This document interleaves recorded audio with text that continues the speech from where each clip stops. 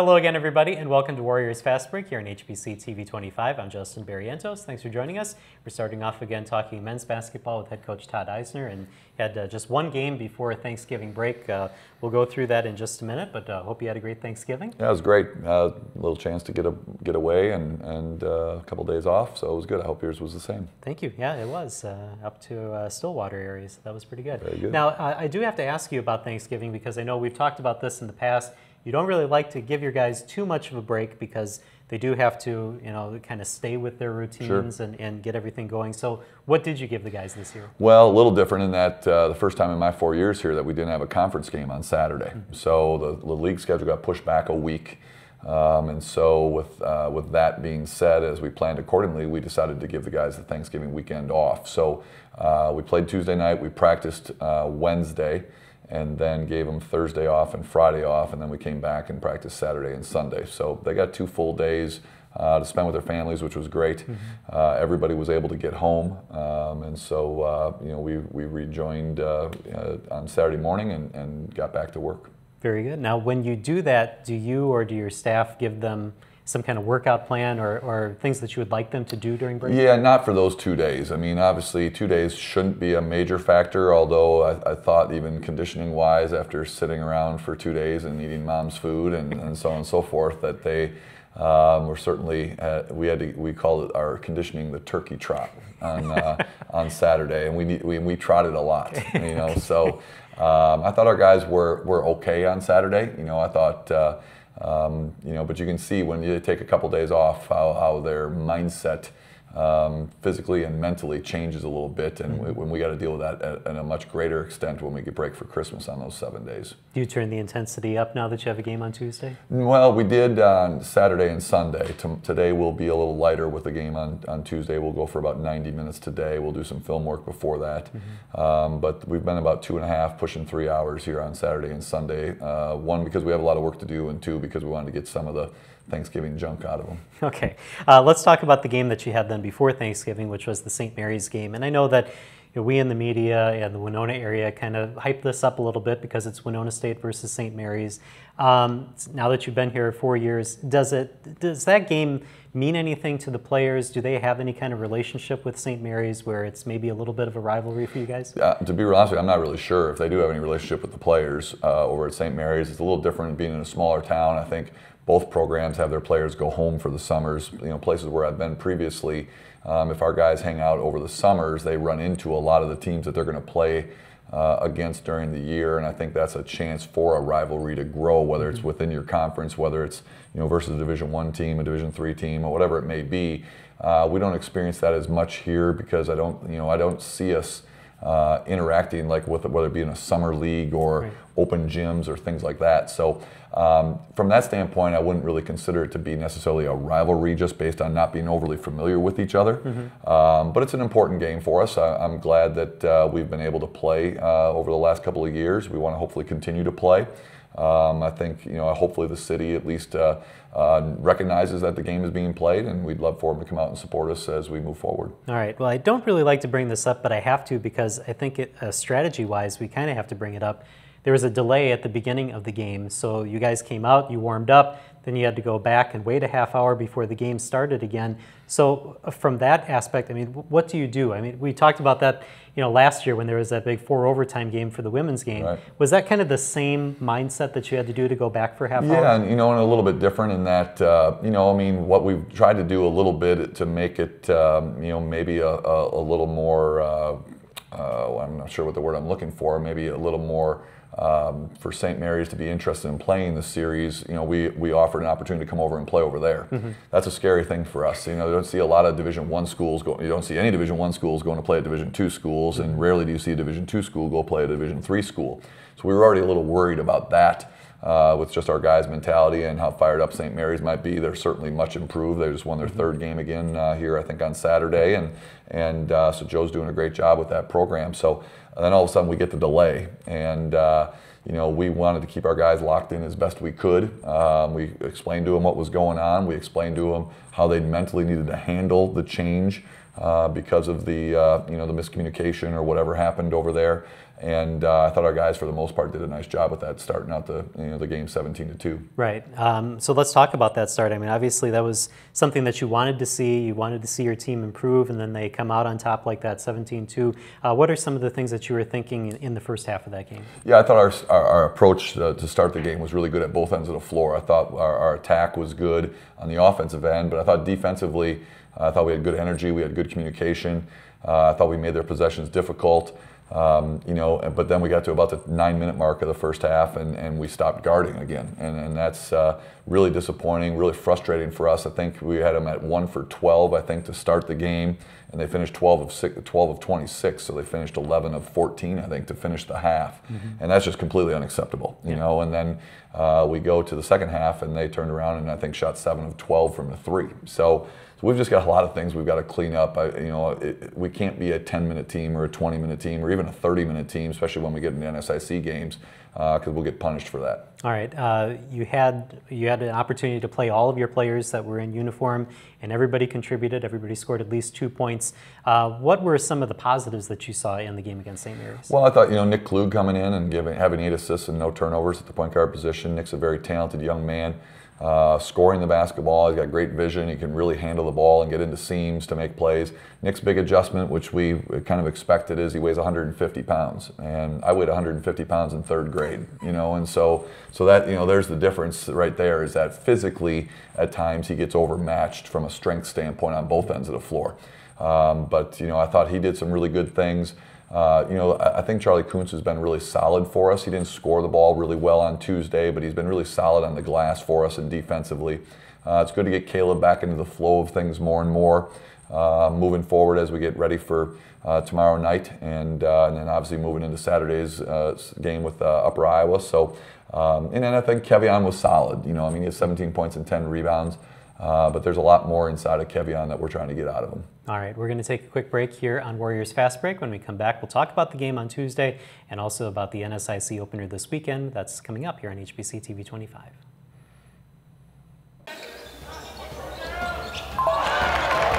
Don't miss out on highlights and score updates from your favorite local college and high school athletics by following HBC TV 25 Sports. Follow us on Facebook, Twitter, and Instagram to get up-to-date information on all the games covered by the HBC sports team. Grab your smartphone and add us on Facebook, Twitter, and Instagram at HBC TV 25 Sports. Wondering where you can go to find great old movies? Well, look no further than HBC TV 25.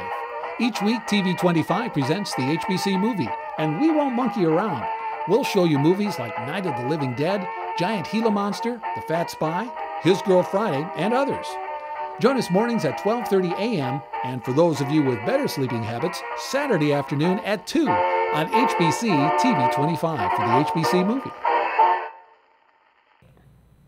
And welcome back to Warriors Fast Break here on HBC TV 25. Still talking with Todd Eisner, the head coach at Winona State for men's basketball. So coming up against Viterbo on Tuesday, you were talking about watching game film and watching some games online. How much scouting do you do for these games? I know they still count for the beginning of the season, non-conference games. How much work do you put in to look at this? Yeah, I mean, it all depends. For single games like this, Zach will have the official scout. So for me, I'll probably watch 2 game films on my own, watch the clips that Zach puts together. Zach will probably watch, they've played 8 games so far. He'll probably watch 4 or 5 or 6 of them to get his scout completed.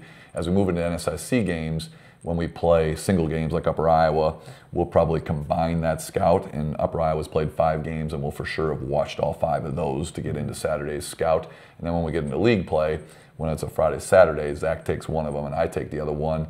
And it depends on the time of the year. Obviously, as we get into the late part of the year when they've played 20 games, you can't watch all 20 games in 5 days. We'll try to watch the last 4 or 5. And then when you get into preparation, if they throw something new at you that you didn't see in the last 4 or 5, then your foundation of how you want to do things better be pretty good, or you can get surprised. Sure. You were talking before about some of the things that you'd like to clean up before you get to NSIC play. How much of that can you do in the game on Tuesday? What do you still need to work on? Well, the nice thing about the way Viterbo plays is Coach Wagner will run, for the most part, more of a pure motion game. So there's going to be a lot of screening actions, whether they're down screens, flare screens, back screens. And so what we try to work on every day, just in our shell defensive drills, we're going to see a lot of that live on Tuesday. They're going to be really patient with what they do. I mean, they will score the ball early if you give them an opportunity to score, but they have no problems taking 25 seconds off the clock. So, we obviously want to try to speed them up, get them to feel pressure enough to shoot maybe shots that they're not comfortable shooting. Obviously, we got to get them to miss those shots. We got to rebound the basketball at a higher level, and then we got to attack on the offensive end of the floor. So it'll be a good test for us. They're 5-3 right now. They do play tonight, so they'll have a game the night before we play them. They play Martin Luther, I think, tonight at home, and so it'll be a good test for us just from a standpoint of again trying to get better and leading into our game on Saturday. Now, you had talked before about not wanting to fall behind early, and you say Viterbo is a team that likes to score early on. So do you have, when you go into games like this, 2 plans then? One if you're behind and one if you're ahead? Well, not so much for these type of games. Obviously, we want to stay patient. You can't panic too early if things aren't going your way on either end of the floor. We want our guys to play with great confidence on the offensive end of the floor. If they're open, we want them to knock down shots. We want them to be cognizant of, if the shots aren't going down, that we need to be able to score in different ways. Obviously, everybody in this day and age wants to shoot threes, loves to shoot threes, but we can't die by the 3. Mm-hmm. And I watched the Milwaukee Bucks the other day, and their center Brook Lopez goes 0 for 12 from the 3 and sets an NBA record. We can't be that team. Hey, if everyone felt good, coach, well, none of them went in. That's a problem, know. And so we got to be able to drive the ball. We got to be able to get the free throw line. We got to be able to finish plays in the paint on nights that 3-pointers aren't going down. On the defensive end, we just got to get better in every facet. We got to guard the ball better. We got to be better in help. We got to be better in the post, and we got to make shots much more difficult, and then limit them to 1 shot if we do that. Well, it's interesting that you bring up Brook Lopez, because your team, I guess, is kind of similar in that Tommy Getke likes to shoot the 3. Right. So do you have, I don't want to say limit, but do you have a set number of times that you like to see him look at the 3? Well, we got to do a better job at getting them open for 3s right now. We haven't done as good a job as I thought we had last year, and so we're still tinkering with some things on the offensive end of the floor to help Tommy get some cleaner looks from the arc. I don't feel like we've done a great job of getting into seams to free our perimeter guys up. I thought we did a better job against Waldorf and St. Mary's, in that we had 20 assists and 7 turnovers, I think, both nights, or something similar to that. That's a much better ratio than we had the opening weekend when we had 14 assists and 24 turnovers. So, is that the level of competition, or are we starting to do some better things? And like I said, we hope to continue that on the offensive end of the floor on Tuesday. But I think the real indicator of whether or not we're making some positive strides on either end of the floor will start on Saturday. All right, last minute, you mentioned Saturday is the NSIC opener against Upper Iowa, just 1 game this weekend. How do you feel heading into the NSIC season? Well, Upper Iowa was with us down at Missouri Western, and we both unfortunately lost both games. They have played much better since then. They beat Quincy at home 104-94, so that's more of a typical Upper Iowa game from the offensive standpoint. And then they went down to Drury's tournament here over Thanksgiving and beat a good Drury team at home, which is always difficult, and then beat Missouri S&T, and I think they scored over 90 points both games there. Mm. This weekend they made 35 threes in 2 games.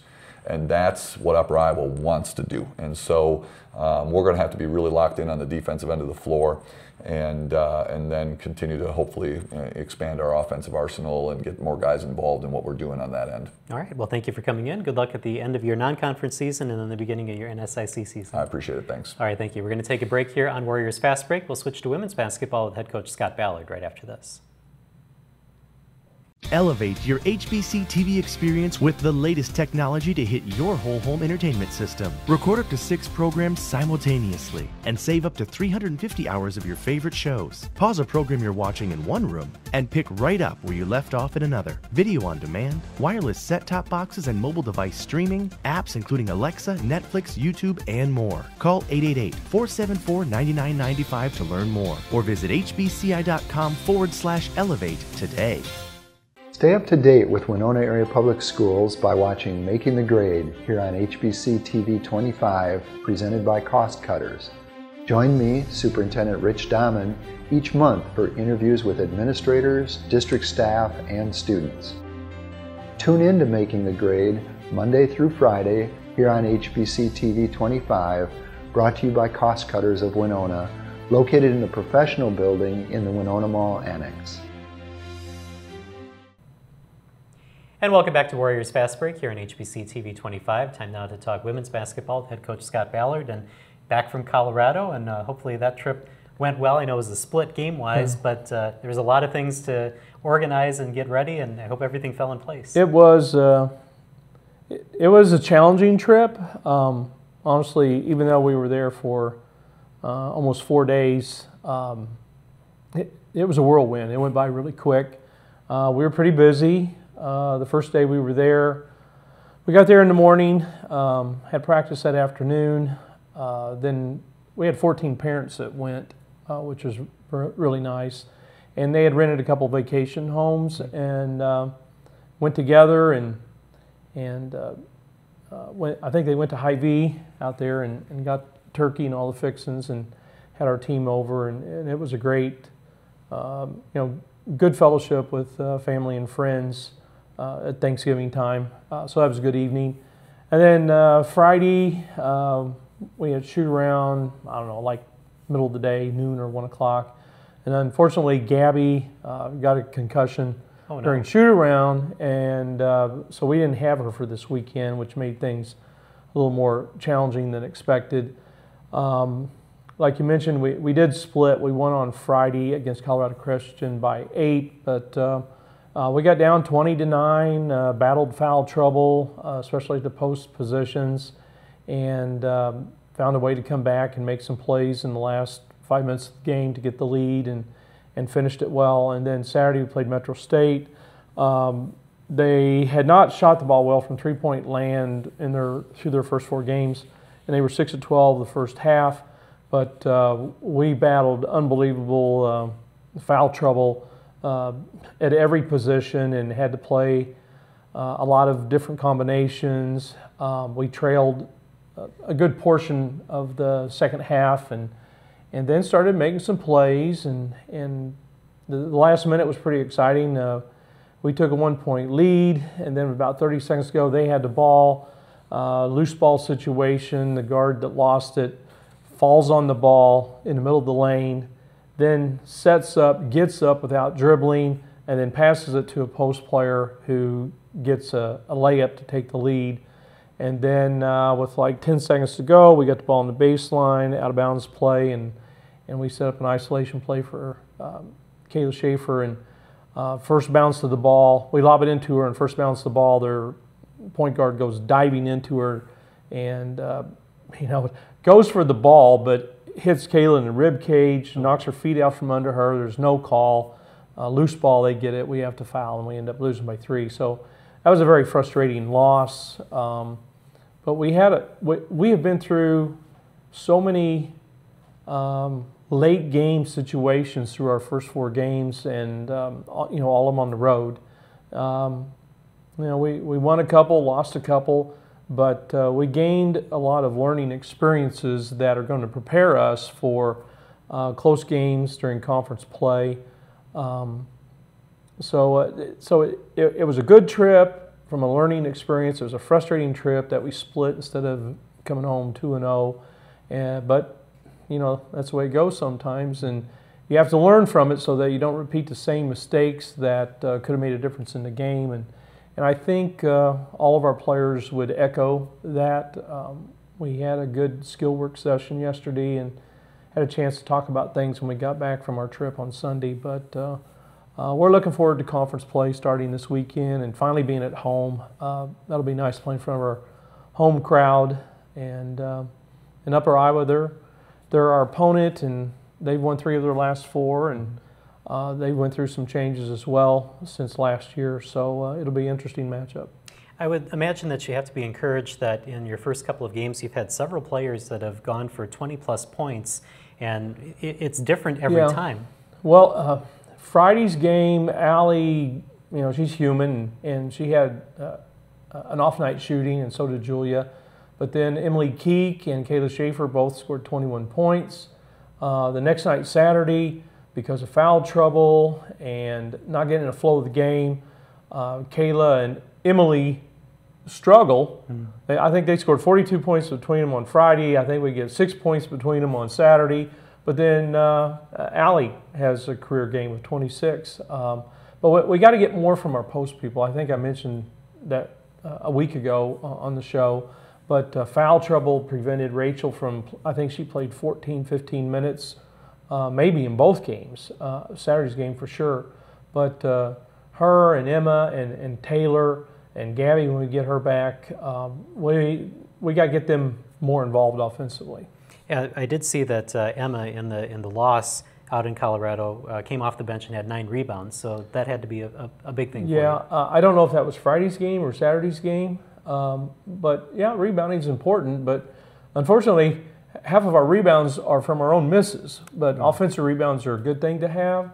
But you know, the two most important things that we have got to improve on quickly is taking better care of the basketball and making our free throws. And in close games, that's really going to be magnified. Is that something that can be fixed by the time that Upper Iowa comes to town this weekend? Yeah, I mean, some of it's mental, some of it's lack of patience, some of it is just focus and being able to relax in pressure situations. So it comes with experience, and you know, our sophomores, 4 of our sophomores played a lot last year, and the other 2 are playing a lot this year. But several of them were not in crunch time situations a year ago. And they've already been, you know, exposed to that this year. Right. And you know, in the last minute, we made 2 out of 4 free throws. If we make those other 2, then you know they've got to foul us, and we ice the game. So every time you don't convert on one of those easy, simple play situations, then you're opening the door of opportunity for the other team, and sometimes it comes back to bite you. All right, last question for this segment. Have you had any surprise contributions for anybody this year? Someone you didn't think that would step up yet? No, I wouldn't say anybody has surprised me. I do think as the season progresses that our freshmen are going to give us more at one end or the other. But I think our rebounding as a team has been a pleasant surprise. You know, trying to replace Hannah, who averaged a double-double a year ago. Rebounding, she was our leading rebounder. So we've been getting more rebounding from our guards, and our post people coming off the bench have done a good job contributing. So I'm pleased with that. All right, we're going to take a break here on Warriors Fast Break. When we come back, we'll talk with Rachel Novotny right after this. Sledhead 24/7. If it happens on the snow, find it here first. Snowmobile destinations, sled evaluations, lifestyles, aftermarket and product reviews, highlighting all aspects of racing, and get the inside coverage on the AMSOIL Championship Snowcross. Sledhead 24/7, where we are everything snowmobile.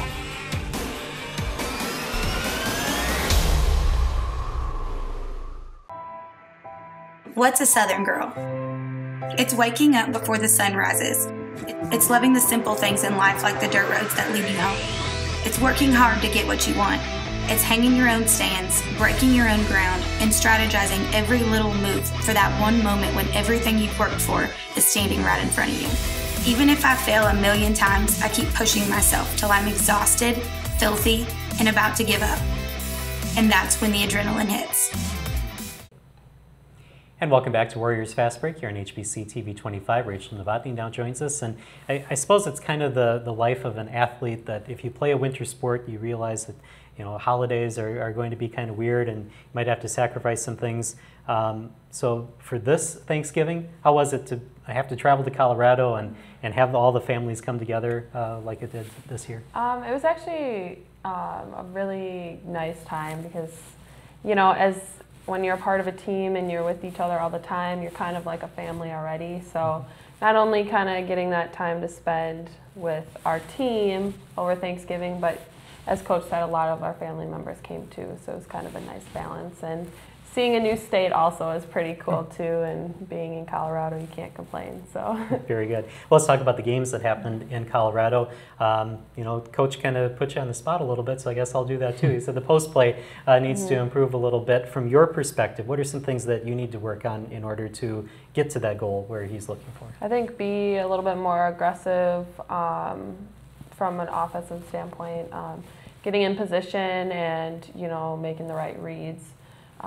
Defensively, obviously, rebounding is always a big thing. I know we've really tried to focus on that too and make sure that everyone's rebounding and boxing out. So it's always something you can work on.